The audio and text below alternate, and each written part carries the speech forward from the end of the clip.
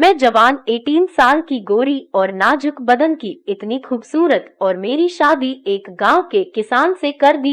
वह रात भर मुझसे करता रहा प्यार, एक सेकंड भी उसने मुझे छोड़ा नहीं। मैं बस रोती चिल्लाती रही, उसको झेलना शायद मेरे बस की बात नहीं थी। शायद मेरी किस्मत ही खराब है जो मेरी शादी इतनी जल्दी और एक गरीब गांव के छोटे से घर में एक किसान से कर दी गई। मैं आज भी जब इस बात को सोचती हूँ तो रोने लगती हूँ। आखिर मेरी क्या गलती थी जो मेरे साथ ही यह सब होना था। यह शादी मेरे घर वालों ने जबरदस्ती कर दी थी। मैंने बहुत मन किया, फिर भी उन्होंने उस लड़के से मेरी शादी कर दी और मुझे अपने ससुराल जाना पड़ा। शादी वाले दिन जब मैं बिस्तर पर बैठी थी तभी वह लड़का आया जिससे मेरी शादी हुई थी। उसका नाम रमेश था। वह आया मेरे पास और बैठ गया। वह लड़का मुझे बिल्कुल भी पसंद नहीं था। वह काला सा और बहुत ही लंबा चौड़ा था। वह मेरी तारीफ करने लगा लेकिन मैं जरा भी उसकी बात पर ध्यान नहीं दिया और चुपचाप सो गई और उससे कहा कि मुझे तुम्हारे साथ नहीं सोना, तुम वहां दूर जाकर सो जाओ। वह चुपचाप गया और जमीन पर बिस्तर लगाकर सो गया। सुबह हुई तो मैंने देखा मेरा पति रमेश खेत चला गया था काम करने और मैं घर पर ही थी। मैं घर पर थोड़ा बहुत कम किया और इन्हीं सब कामों के बीच शाम हो गई। रमेश भी खेत से लौटकर घर आ गया था।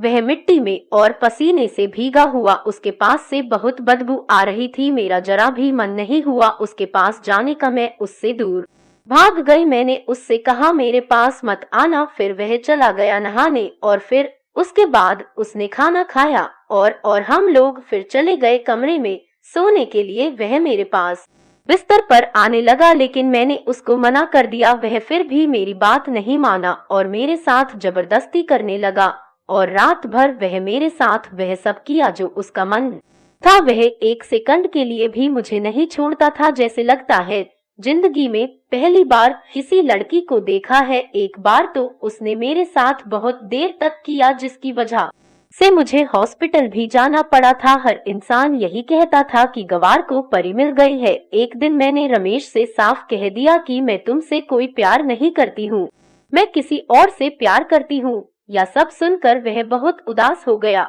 और मुझसे दूर हट गया। फिर मैंने कहा कि मैं अपने कॉलेज में पढ़ने वाले एक लड़के से प्यार करती हूँ और मैं उसी से शादी करना चाहती थी, लेकिन मेरे घर वालों ने तुम्हारे साथ जबरदस्ती मेरी शादी कर दिया, इसलिए अब मैं तुम्हारे साथ और नहीं रहना चाहती। तुम मुझे छोड़ दो, मैं यहाँ से उसके पास जाना चाहती हूँ। मैंने रमेश से फोन मांगा और अपने बॉयफ्रेंड को फोन किया और उसी से बात करने लगी। यह सब देखकर रमेश नीचे जमीन पर जाकर सो गए। अब हर रात को ऐसा ही होने लगा। यह सब देखकर रमेश बहुत ही उदास रहने लगा। उसके बाद कभी भी वह मेरे पास नहीं आया और मेरे साथ जबरदस्ती नहीं किया।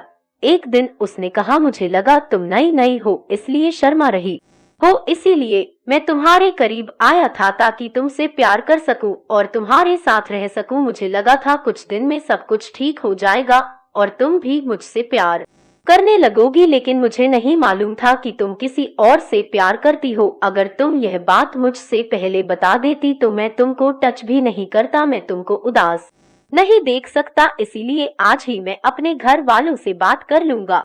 अगर तुम्हें उसके साथ ही रहना है तो ठीक है, मैं तुम्हें उसके घर पर छोड़ आता हूँ। मैंने तुरंत ही अपने बॉयफ्रेंड को फोन किया और उससे पूछा कहाँ हो और अपना एड्रेस मुझको भेज दो, मैं वहीं पर आ रही हूँ तुम्हारे पास। मैं रमेश के साथ उस एड्रेस पर गई। रमेश मुझे अपने बॉयफ्रेंड के घर पर छोड़ दिया और कहने लगे कि मैं जल्दी आऊंगा और तुमको तलाक के कागज भिजवा दूंगा, आज से तुम आजाद हो। मुझे कुछ अजीब लग रहा था लेकिन आज मैं खुश भी बहुत थी कि मुझे अपना प्यार राहुल वापस मिल गया था। फिर रमेश वापस अपने घर चले आए। मैं अपने बॉयफ्रेंड राहुल के साथ उसके घर पर बैठी थी। मैंने उससे पूछा क्या हुआ, तुम्हारे घर वाले कहाँ है? उसने कहा घर वाले सब बाहर गए हुए हैं। उसने मेरे साथ फोटो भी खींची और हम लोगों ने बहुत देर बातचीत करी और साथ में खाना भी खाया। थोड़ी देर बाद उसने मुझसे कहा कि अभी हम लोग घूमने मुंबई जाएंगे। यह सुनकर मैं बहुत खुश हुई। वह मुझसे कहने लगा तुम तैयार हो जाओ, मैं अभी नहाकर आता हूँ। जब वह नहाने गया तभी उसके मोबाइल पर एक मैसेज आया। मैंने मैसेज खोलकर पढ़ तो मेरे होश ही उड़ गए। उसमें लिखा था कि लड़की तो बहुत अच्छी है और खूबसूरत है, इस लड़की का तुम जितना पैसा मांग रहे हो तुमको मिल जाएगा, तुम इसको लेकर तुरंत ही मुंबई आ जाओ। इतना पढ़ते ही मुझे सब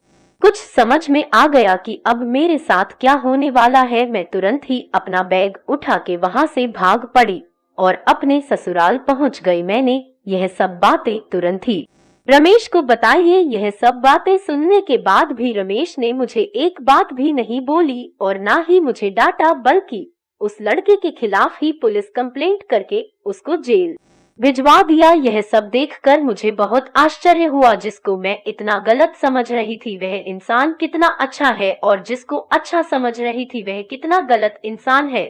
मैंने रमेश के पैर पकड़ के बहुत रोई और उनसे बहुत माफी मांगी, लेकिन उन्होंने मुझे कुछ नहीं कहा। मुझे उठाया और गले से लगा लिया। आज भी उनके कपड़ों में मिट्टी लगी हुई थी और शरीर से पसीना बह रहा था। आज मुझे वह बदबू नहीं लग रहा था बल्कि खुशबू लग रही थी, एक ऐसी खुशबू जिसमें मुझे डूब जाने का मन कर रहा था। मेरा बिल्कुल भी मन नहीं कर रहा था उनसे दूर हटाने का। मुझे तो लग रहा था कि मैं बस ऐसे ही रहूं। दोस्तों, जिंदगी में हमें जो कुछ भी मिलता है वह सब कुछ हमारी औकात के हिसाब से ही मिलता है, वह सब कुछ अच्छा ही होता है। तो इसलिए अपनी किस्मत को कोसाना बंद करिए और जो मिला है उसमें खुश रहे। एक नई कहानी के साथ आपसे मिलने फिर जरूर आऊंगी। चैनल को लाइक, शेयर और सब्सक्राइब जरूर कर देना। धन्यवाद।